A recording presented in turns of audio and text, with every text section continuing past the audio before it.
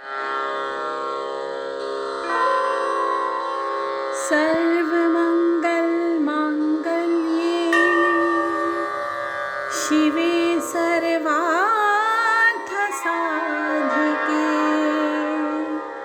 शरण्ये त्र्यम्बके गौरी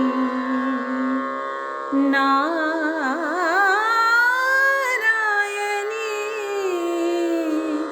नमोस्तुते।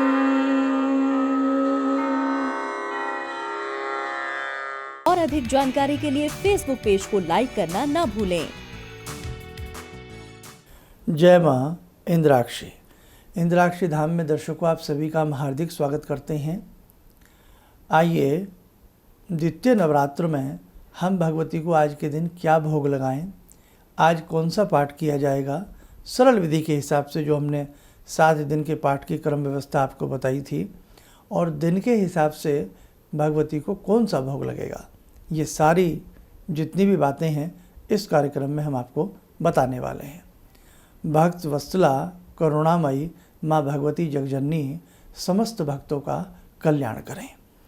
सारी चीज़ें आप नोट कर लेना। और एक चीज़ आपको और बताएं, जो कुछ विधि किसी की रह गई हो या और अधिक थोड़ी सी विधि नवरात्र की जानना चाहते हों तो वो हमारा नवरात्र विशेषांक ज़रूर देख लें। आइए आज का हम पहले पंचांग बताते हैं, फिर आगे की हम चर्चा करते हैं। 8 अक्टूबर सन 2021, दिन शुक्रवार, आश्विन माह, शुक्ल पक्ष, संवत 2078, तिथि द्वितीया, नक्षत्र स्वाति, राहु काल 10:30 से 12, दिशा शूल पश्चिम दिशा। आज भगवती ब्रह्मचारिणी की पूजा की जाती है। कल आपने शैलपुत्री की पूजा की अपने दरबार में, जहाँ पूजा पाठ करते हैं। समस्त प्रकार से पूजन करने के उपरांत भगवती का पंचोपचार पूजन करें या षोडशोपचार पूजन करें। 16 प्रकार के द्रव्यों से भगवती ब्रह्मचारिणी का आप लोग पूजन करें। जो व्यक्ति 13 के 13 अध्याय रोज नहीं पढ़ पाते हों या 3 चरित होते हैं दुर्गा सप्तशती में, प्रथम, मध्यम और उत्तम, अगर उस हिसाब से ना कर पाते हों तो हमने इस बार एक नवरात्र घट रहा है, चतुर्थी तिथि अक्षय है, इसलिए 6 दिन में ही हम ये कर्म बता देते हैं। एक 13 के 13 अध्यायों को हम किस प्रकार से पढ़ सकते हैं, ये हमने नवरात्र विशेषांक में भी बताया है, प्रतिदिन का भोग भी उसमें बता दिया है। नहीं तो आप हमारा नवरात्र विशेषांक जिन्होंने अब तक ना देखा हो वो ज़रूर देख लें। अब देखो, आज पंचोपचार या 16 उपचार से भगवती का पूजन अच्छे से करके भगवती से क्षमा प्रार्थना जरूर करना कि हे भगवती, जैसे भी मुझसे ये पाठ आपके बन पा रहे हैं इन्हें आप स्वीकार करें। आपसे व्रत नहीं रखा जाता है तो कोई बात नहीं, जितना भी आपसे भगवती का पाठ पूजन हो सके आप करते रहिएगा।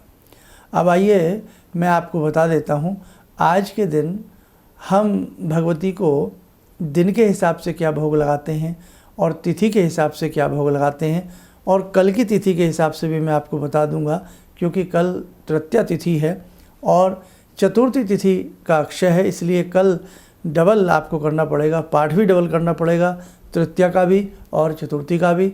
भोग अगर आप प्रतिदिन के हिसाब से लगाते हैं तो वो भी आपको कल संयोजित करके लगाना पड़ेगा। आइए हम अब बताते हैं आपको कल और परसों के बारे में।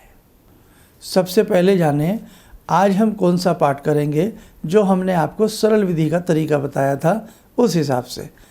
आज द्वितीया है, नवरात्र का दूसरा दिन है, तो आज पाठ रहेगा दूसरा और तीसरा अध्याय जो हम पढ़ते हैं। कल तृतीया तिथि है और चतुर्थी तिथि इस बार अक्षय है, इसीलिए कल जो आप पाठ करेंगे वो तृतीया के हिसाब से चौथा पाठ करेंगे और चतुर्थी का भी पाठ कल ही रहेगा, 5वां, 6वां, 7वां और 8वां कल ये पाठ आप करने पड़ेंगे आपको 2 दिन के हिसाब से। अब नैवेद्य जान लें, नैवेद्य यानी कि भोग जान लें। आज द्वितीया तिथि है, द्वितीया तिथि का कौन सा नैवेद्य लगाया जाता है भगवती को? देसी शक्कर गुड़ वाली।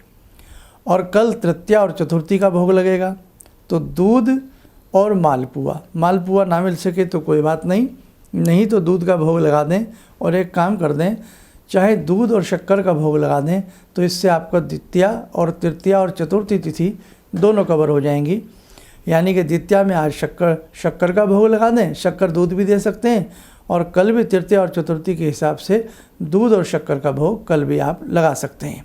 मालपुआ मिल जाए तो मालपुए का लगा सकते हैं दूध के साथ। अब हम दिन के हिसाब से आपको बता देते हैं, जैसा कि आज शुक्रवार है तो आज के दिन भगवती को चीनी मिश्री का भोग लगाया जाता है, और कल शनिवार है, कल के दिन भगवती को गोघृत का भोग लगेगा। चतुर्थी की है नहीं, इसलिए चतुर्थी के हिसाब से भोग की आवश्यकता नहीं है, केवल गाय का घी हो उसका भोग, चाहे चीनी मिश्री के साथ ही थोड़ा सा गोघृत का भोग भगवती को लगा दें। तो ये थी, हमने आपको संक्षिप्त तरीके से बता दिया है। और कुछ नए साधक यदि हमारा कार्यक्रम आज ही देख रहे हों तो जैसे साधकों दुर्गा सप्तशती में है 13 अध्याय होते हैं, तो जो प्रतिदिन 13 अध्याय नहीं पढ़ सकते तो 13 अध्यायों को हम सप्तमी तक कैसे डिवाइड करते हैं वो एक तरीका हमने नवरात्र विशेषांक में पूर्ण रूप से बताया है, उसे आप सुन लेना। आज द्वितीय नवरात्र है तो आज का पाठ हमने आपको बता दिया, और जिनके पास नोट डाउन है वो तो उसी हिसाब से बहुत लोगों ने तो कर भी लिया होगा। अभी सुबह के 7 सवा 7 का समय ये हमारा हुआ है। अब देखो, इसके साथ साथ जैसे आप लोग सिद्ध कुंजी का स्तोत्र है या कुछ भी आप अपनी तरफ से करना चाहें तो ज़रूर करिएगा। ऐसे दिन बार बार नहीं आते, और हमारे 4 नवरात्र होते हैं, 2 गुप्त होते हैं, एक चैत्र के नवरात्र जिन्हें हम वासंतिक नवरात्र भी कहते हैं, और एक ही हमारे आश्विन माह के मुख्य आश्विन माह के नवरात्र बहुत बड़े नवरात्र माने जाते हैं। बार बार मौका नहीं मिलता, इसलिए भगवती जगजननी की जितनी सेवा आराधना करने का समय जीवन में जब मिल जाए चूक न मत, आप अच्छे से करिएगा, मनोकामनाएं पूर्ण होंगी। हम नवग्रहों की बात बता रहे थे कि नवग्रह कैसे प्रसन्न होते हैं। सूर्य, चांद, सितारे ये भगवती के इशारों से ही चलते हैं, आप माने या ना माने। चंद्रमा भगवान शिव की जटाओं में रहते हैं। सूर्य का तमतमाता प्रकाश भगवती के आभा मंडल पर वैसे ही बिखर जाता है। समस्त ऋषि मंडल, ऋषिगण भगवती को हमेशा उनकी आराधना स्तुतियों में तत्पर लीन रहते हैं ना, तो नवग्रह क्यों ना रहें। इसीलिए आपको डर लगता है कि मेरे ऊपर साढ़े सती आ गई है, शनि की ढैया आ गई है, राहु की चाल आ गई है, राहु का प्रकोप आ गया है। ये मैं बहुत अंदर की और गहरी बात बता रहा हूँ। जिन साधकों का पूर्ण रूपेण अपनी भगवती पर विश्वास है तो ध्यान रखना, कभी भी नवग्रहों से ऐसा मत डरना, सबकी साधना आराधना करना, लेकिन घबराने की आवश्यकता नहीं है जो भगवती का साधक है। एक बच्चा जब अपनी माँ की आंचल में गोद में लेटा होता है ना, तो बच्चा निर्भय रहता है, बिल्कुल निर्भय रहता है कि मेरी माँ मेरे अंग संग है, मेरी माँ मुझे सुरक्षा दे रही है, मेरी माँ से ही मुझे भोजन प्राप्त हो रहा है। एक बच्चा माँ की गोद में बैठ कर के दुनिया भूल जाता है ना, माँ से बातें करता है, माँ से हंसता है ना, तो सारी बातें होती हैं। ऐसे ही हम भी उस भगवती के लाल हैं, उस भगवती के हम संतानें हैं, हम भी उनके नज़दीक बैठे हैं। उपासना किसको कहते हैं? उप कहते हैं नज़दीक को, उपासना कहते हैं साधना को। तो भगवान के समीप बैठ कर के जो साधना की जाती है उसे ही उपासना कहते हैं। हम अपनी माँ के नज़दीक बैठ कर के प्रतिदिन उपासना करते हैं। एक बच्चा माँ की गोदी में रह कर के निर्भय हो जाता है, ऐसे ही हम सबको निर्भय हो जाना है। आप घबराएं ना, कैसा भी ग्रह कुटिल क्यों ना हो, वो ग्रह सौम्य होगा और उसकी कुटिल और टेढ़ी चाल आपको सौम्यता प्रदान करेगी। बस आपका पूर्ण विश्वास उस जगजननी के ऊपर होना चाहिए। ब्रह्मा विष्णु महेश भगवती की प्रशंसा करते नहीं थकते। वेदों पुराणों में भगवती की गाथाएं भरी पड़ी हैं। भगवती के अनेकों रूप हैं, किसी भी रूप में इस जगजननी को आप पुकार सकते हैं। हम कहते हैं ना जय माँ इंद्राक्षी, इंद्राक्षी भगवती का ही नाम है, दुर्गा जी का ही नाम इंद्राक्षी है।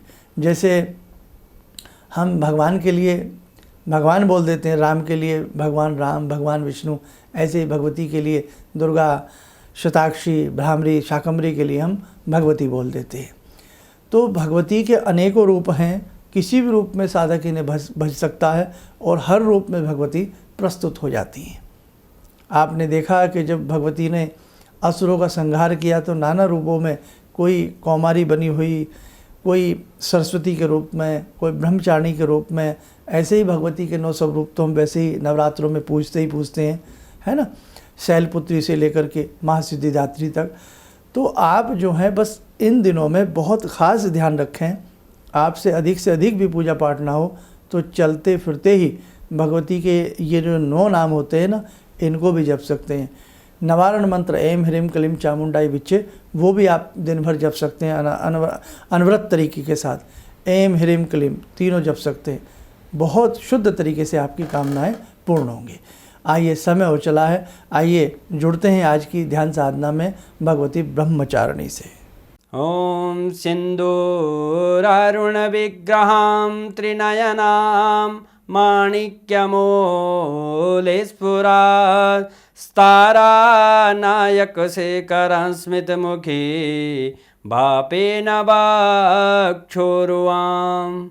पाणिभ्यामलपूर्णरत्नचषकां रत्नोत्परां बिभ्रति सौम्यां रत्नघटस्थरक्तचरणां ध्यायेत् पराम् अम्बिकां खड्गं चक्रगदेषु चापपरिगान् शूलम्बुशोण्डिं शिरा शङ्खं संदधतीं करे स्त्रीनयनां सर्वाङ्गभूषावृतां नीलासमद्युतिमास्य पाददशकां सेवे महाकालिकां यामास्तो स्वपितैहरो कमलजो हन्तुं मधुं कैटवम् विद्युद्दामसमप्रभां मृगपते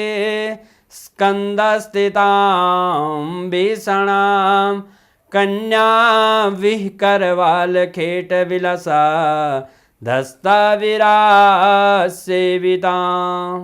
हस्तैश्चक्रगदाशिखेटविशिखां चापं गुणं तर्जनीं विप्राणामलिलात्मिकां शशिधरां दुर्गां त्रिनेत्रां भजे। कवच बना लें, ध्यान करें, ब्रह्मचारिणी का शुभ आशीष हम सबके ऊपर बरस रहा है।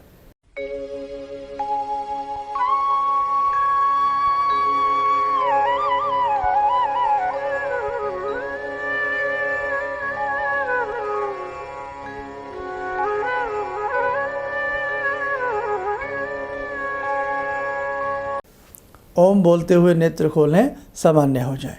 साधकों, जैसे कि हमने कहा है, आपको महानवारण मंत्र की हमने आपसे बात कही है, तो जो महानवारण इन दिनों में सुबह समय ना लगता हो, आप शाम को पढ़ लें। और देवी अथर्वशीर्षम यदि तीनों संध्याओं में इन नवरात्रों में हो जाए, 7 दिन की तो बात ही है, तो यदि हो जाए तो बहुत अच्छी बात है, नहीं तो आप उसको दशहरे तक भी कर सकते हैं। जैसे कि मैंने एक दिव्य मंत्र की बात बताई थी, महानवारण मंत्र एक दिव्य मंत्र है, उसे कैसे जपा जाता है, कितना जपना चाहिए प्रतिदिन के हिसाब से आप हमारा वो विशेषांक भी देख सकते हैं। जिन साधकों की संस्थान में वैदिक जन्म पत्रिकाएँ आई हुई हैं बनने के लिए, हमने श्राद्ध में कुछ लोगों की नहीं भेजी थी, अब हम फटाफट सभी साधकों की भेजना प्रारंभ करेंगे। और जिन जिन का अपॉइंटमेंट है हमारे साथ, यानी कि टेलीफोनिक अपॉइंटमेंट है, जो भी है, वो सारी व्यवस्था सुचारू रूप से शुरू हो जाएंगी। आप स्वस्थ रहें, सुखी रहें। इन्हीं शुभकामनाओं के साथ हम अपनी वाणी को विराम देते हैं। जय माँ इंद्राक्षी। गुरु जी से मैं तब से जुड़ा हूँ जब से वो एक चैनल आती थी P7, उसी से मैं जुड़ा हुआ। और गुरुदेव से हमारी जब मुलाकात हुई तो मैं आश्चर्यचकित रह गया जब उन्होंने हमसे बताया कि आपके साथ ऐसे ऐसे हुई। तो मैं इतना आश्चर्य हो गया कि इन्हें कैसे मालूम, और इतना बढ़िया इन्होंने बताया जिसके वजह से मैं आज तक उनसे प्रभावित हूँ। और इनका बताने का शैली वगैरह इतनी बढ़िया है जो हम अपने क्लास के टीचर से भी उतना बढ़िया नहीं समझ पाते थे। ये हमें बहुत पसंद आई। और दूसरी बात कि इनके साथ जितने भी मैं जुड़ा, जब से जुड़ा रहा, जो भी समस्या आई, मैं बहुत ही अच्छा तरह से मेरे सॉल्व होते चले गए। और आज तक मैं उनके आशीर्वाद से मैं बहुत सुखी हूँ। किसी भी समस्या के समाधान के लिए मिले प्रसिद्ध हस्तरेखा एवं वास्तु विशेषज्ञ प्रोफेसर धर्मेंद्र शर्मा जी से। नोट: शिविर में भाग लेने हेतु एवं व्यक्तिगत रूप से मिलने के लिए कॉल करने का समय सुबह 10 बजे से शाम 6 बजे तक। हमारे विभिन्न ज्ञानवर्धक कार्यक्रम देखने के लिए आप हमें अभी सब्सक्राइब करें, बेल आइकन को प्रेस करें ताकि आप देख सकें हमारा कार्यक्रम सबसे पहले। और अधिक जानकारी के लिए फेसबुक पेज को लाइक करना न भूलें।